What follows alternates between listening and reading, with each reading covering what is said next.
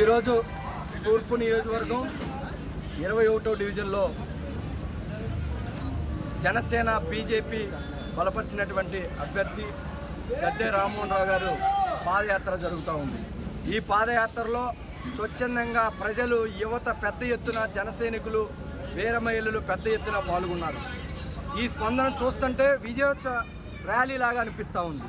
అంటే కూటమి వైపు ప్రజలు ఎలా చూస్తున్నారంటే పవన్ కళ్యాణ్ గారు పిలుపు మేరకు, పవన్ కళ్యాణ్ గారు ఆశయం కొరకు, పవన్ కళ్యాణ్ గారు ఏదైతే 3 సంవత్సరాల క్రితం ఈ ప్రభుత్వ వ్యతిరేకత ఓటు చీలని నేను ఈ అవినీతి ప్రభుత్వాన్ని, ఈ రాక్షసి పాలనని దించుతానని మాటిచ్చారో ఆ మాట మీద కూటమికి మద్దతుగా ప్రజలందరూ కూడా ఓటేయడానికి రెడీగా ఉన్నారు.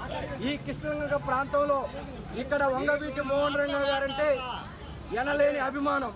ఈ ప్రాంతంలో ఏ పేదవాడిని కదిలిచ్చినా వంగవీటి మోహన్ రంగ గారిని గుర్తుపెట్టుకుంటారు.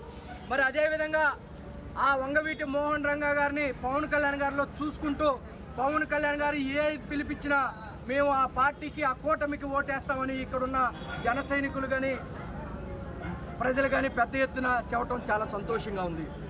ఈ పాదయాత్ర చూస్తూ ఉంటే విజయం ఖాయం అనిపిస్తూ ఉంది. ఇక్కడ 100 కోట్లు ఖర్చు పెడతాం, ఓటు ఎంతకైనా కొంటాం అని వైసీపీ నాయకులకి బుద్ధి చెప్పే విధంగా ఇక్కడ జన సైనికులు స్వచ్ఛందంగా రోడ్ల మీదకి వచ్చి ఆరతలు ఇస్తున్నారంటే ఇది కూటమికి గెలుపుగా మనం భావించాలి. ఎందుకంటే ఈ 5 సంవత్సరాల్లో వైసీపీ పాలన చూసి ఇసుకుపోయి ఉన్నారు. ఏ పేదవాడికి కూడా న్యాయం జరగలేదు.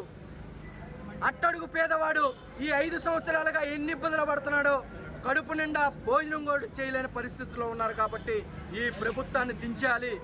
మే 13వ తారీఖు ఎప్పుడు వస్తుందని ప్రజలందరూ ఎదురు చూస్తూ ఉన్నారు. ఈ కూటమి గాలి స్పీడ్గా ఉంది. ఈ గాలికి ఫ్యాను రెక్కలు ఇరిగిపోవటం ఖాయం. ఇక్కడ తూర్పు నియోజకవర్గంలో గద్దె గారు 50 మెజార్టీతో గెలుస్తారు. అదేవిధంగా విజయవాడ పార్లమెంట్ అభ్యర్థి కేసినేని చిన్ని గారు కూడా అత్యంతమైన ఓట్ల మెజార్టీతో గెలుస్తారు.